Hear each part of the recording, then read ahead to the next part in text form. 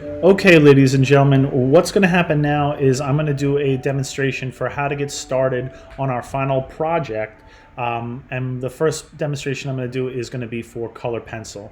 And even though we're going to work on paper and pencil, we are going to do just a little bit in Photopea just to set you up for the project. So the first things you're going to do is you're going to open up photopea.com and you're going to go to open from computer. And you're going to find the project that I had sent back to you. Essentially, that should have been sent to you in a chat, and it should be in a Photoshop document file.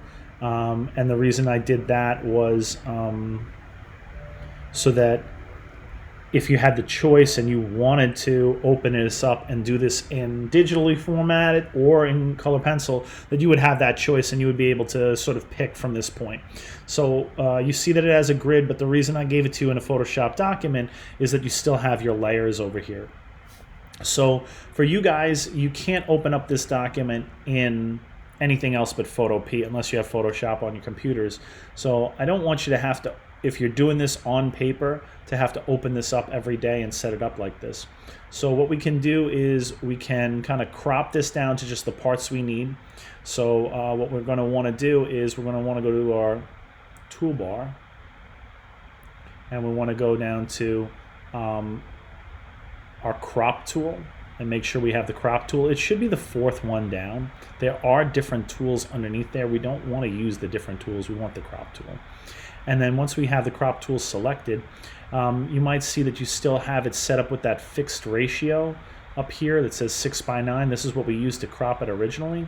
You can use that and click and just drag, and that should give you a perfect sort of crop around just the part of your picture that is set up with the grid. You can even make it just a little bit larger than that. It really doesn't matter if you grab a little extra, whatever it is. But once you have that crop set up, and this is the same tool that we used earlier, you can just hit return. That way, for those of you who are doing this on paper, we can eliminate all that extra space that we don't need. And then, to make this easy to open up on your computer under any circumstances, we want to change this from a Photoshop document, that PSD, we want to save it as a JPEG, which is easy to open in any format. So we'll go to Export As, and we'll hit JPEG. And we want to keep the quality up to 100%. We'll just hit Save, and that automatically opens up in our Downloads folder. So we don't need Photopea any longer. And what I can do is I'll just open up my Downloads folder, and I'll have my, you see it's in a JPEG format. If you open it up in a JPEG format, it'll just open up as a picture. And this is a lot easier for you to manage on your device. Again, if you have a printer at home, you can print this out, but you can open it up on your computer. You don't have to open it up in Photopea. It'll just open up on any screen under preview. You could resize it, and then that way, just like we did with the portrait at the beginning of the year, you can just work off that photo. So you don't have to do what I just did, but I think that's there to make it easier for you, and I do expect that you'll be working on this project for more than a few days, so I recommend that you do that. Once you have it set up like this, I'm not going to go through the entire process over here because I think you all know how to draw and how to use the grid, but from here what we want to do is we want to go back to our grid over here, and we want to kind of use what we've already learned about how to use the grid to kind of map out where this eye, at least for me, where that's going to go. I have a little bit of a lid and the folds and creases of the eye to put in there. I can sort of approximate where this is here, if this is close to halfway through this box. And again, you guys know these tricks. This part shouldn't be extremely new or complicated for you.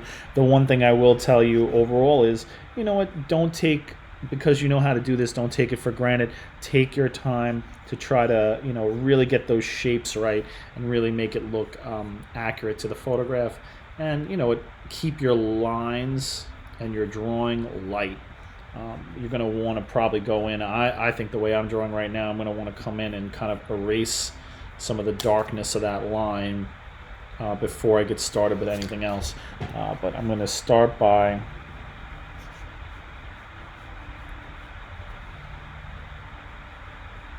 just getting the basic forms of this. I'm going to look to see where and how much space I have for things like the color part of the eye, the iris.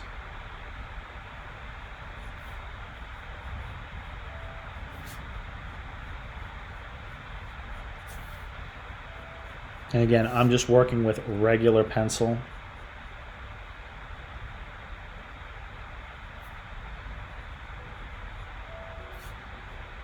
And what I would recommend to you is do what I'm doing and just focus on the drawing part to be your rough elements here.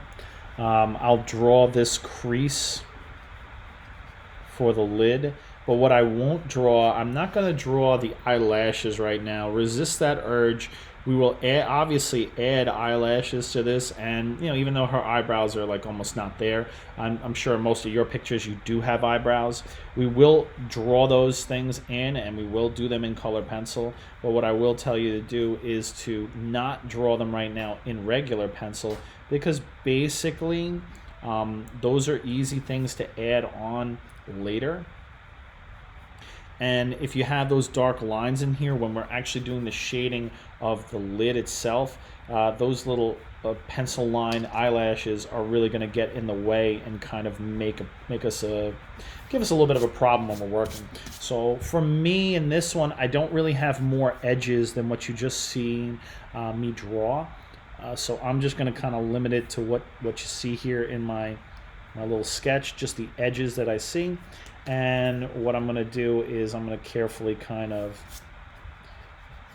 get rid of my grid marks, my grid lines. Okay, I'm going to make sure that those things just disappear and that we're just looking at the basic shape of the eye. You could lightly draw out an eyebrow if you have it, but don't do any shading of it and really just focus on the shape of it.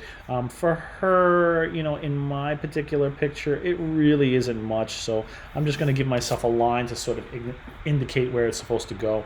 And what I'm going to do tomorrow is I'm going to start with the black and the white color pencil.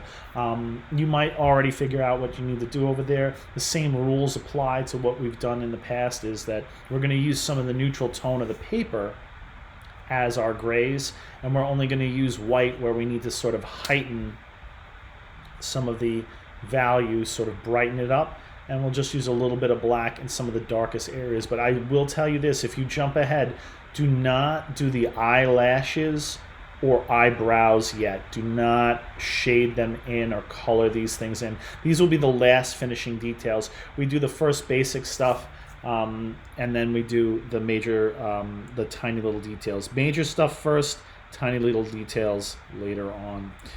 So I'm just going to give myself a little indicator so I know where that big bright spot's going to be. And really for me, that's going to be it on this one.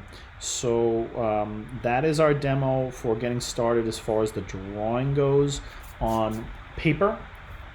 I'm going to post that, and you can get started on that if you've already received this.